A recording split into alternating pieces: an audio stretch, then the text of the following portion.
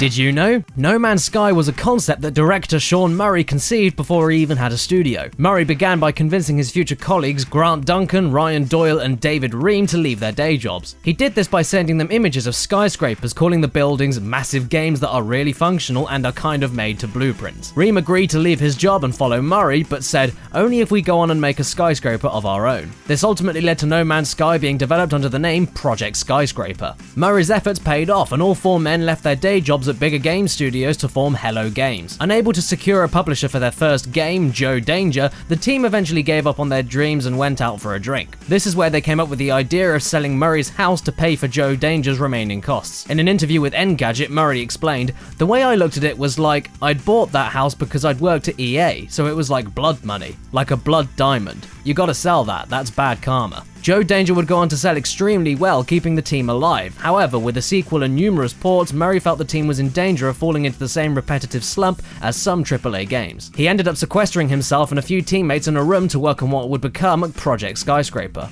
Murray drew inspiration from sci-fi novels such as Frank Herbert's Dune, and the works of Isaac Asimov, Arthur C. Clarke, and Robert A. Heinlein. The small crew bought several sci-fi books and ripped the covers off of them, using the illustrations to coat their walls. No Man's Sky was also influenced by the BBC microgame Elite. Elite was a space simulation game with an emphasis on trade. The basic goal was to get as many credits as possible, which the player could acquire through trading, bounty hunting, mining, or even piracy. They could do this across 8 mini-galaxies, each containing 256 procedurally generated planets. No Man's Sky uses the same basic idea, but with its own algorithm and just one galaxy. The game actually has over 18 quintillion procedurally generated explorable planets. There are so many that if the player only spent a second on each with no travel time, it'd take about 585 billion years to see them all. The game is so massive that the team had to create virtual probes to explore the universe for them. These probes explore planets to make sure the universe is consistent and that much of it as possible is up to their quality standards. The game also has its own fundamental rules and periodic table that dictates what's possible in its virtual universe. For example, the team changed the game's physics so that moons can orbit much closer to planets, making skies more interesting. In reality, moons orbiting that close to a planet would cause massive damage to both bodies through tidal forces. The team would also tweak individual elements themselves to create more beautiful worlds. As well as having moons orbit closer, artist Grant Duncan wanted some planets to have green skies. To achieve this, the team had to rework their periodic table so that atmospheres could have the right particles that would diffract light at a wavelength that appeared green.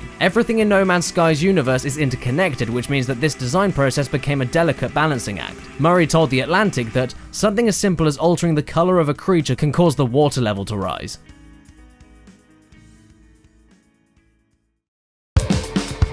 In 2013, game journalist Jeff Keighley stopped by the Hello Games office, not knowing what the team was working on. The team tried to hide the project from Keighley, but managed to see a glimpse of it anyway. Keighley said that if the team could create a trailer in time for his video game awards show, he'd give them a spot to present their project. Murray quickly threw a trailer together and sent it off for the show. Afterwards, he began sending the trailer to friends without context and asking them what they thought. Almost everyone believed the trailer wasn't ready for public viewing, and Murray asked to pull the trailer from the show. However, Keighley had fought hard to get them a spot on the show, and things went ahead as planned. The trailer was shown, and it was very well received. While this was the world's first view of No Man's Sky, it was also the first time that the Joe Danger team had seen the game as well. The studio received a boost in morale, but this didn't last long. On Christmas Eve 2013, a flood decimated their office. In an interview with IGN, Murray admitted that they probably would have cancelled the game if it hadn't already been shown to the public. Murray commented on the team's situation, saying, "We ended up in this tiny little room with 10 of us crammed in there on makeshift desks. There were just computer parts everywhere. I remember saying to the team that yes, this is crappy, but imagine what it's going to be like when we all walk out on stage at E3. 2015 also proved to be an exciting year for the team. The Design Museum of London nominated No Man's Sky for Best Digital Design. During E3 of that year, Murray was bombarded with requests from prominent figures to view the game. The first of these requests came from the CEO of SpaceX, Elon Musk. Musk even gave the team a tour of his aerospace manufacturing and space transport company. The team also got to meet with Steven Spielberg and his team for the film Ready Player One. The final meeting request for E3 came from Kanye West. Kanye wanted to meet the team on the show floor and view their game, but they didn't actually have a spot on the floor. Due to not having any space and being in meetings with Musk and Spielberg, the team wasn't able to see Kanye.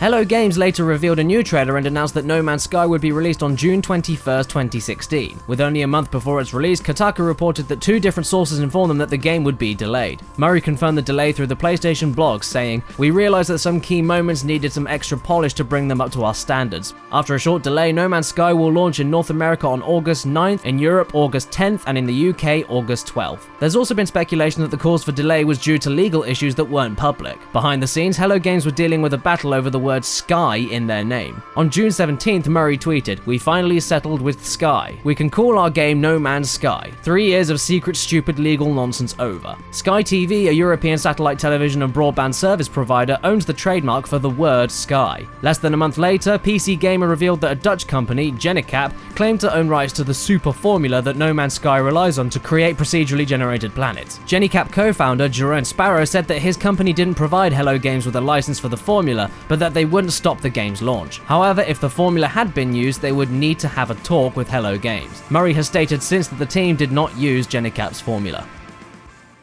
Did you also know that PlayStation 4's online sharing features were inspired by Dark Souls and Demon's Souls? Or that if every PS1 game was copied from its disc, every game in the PS1's library could fit comfortably on the PS4's default 500GB hard drive? For more PlayStation 4 facts, click the annotation to watch the Did You Know Gaming on the PlayStation 4. Don't forget to subscribe, and if you like this video, give it a like. And also, you can have a look at my video talking about PlayStation. How about the top 20 of my favorite PS2 games? It's got nothing to do with No Man's Sky, but it's got something to do with PlayStation. I've just been talking about PlayStation. There you go. Have a look at it. Thank you very much.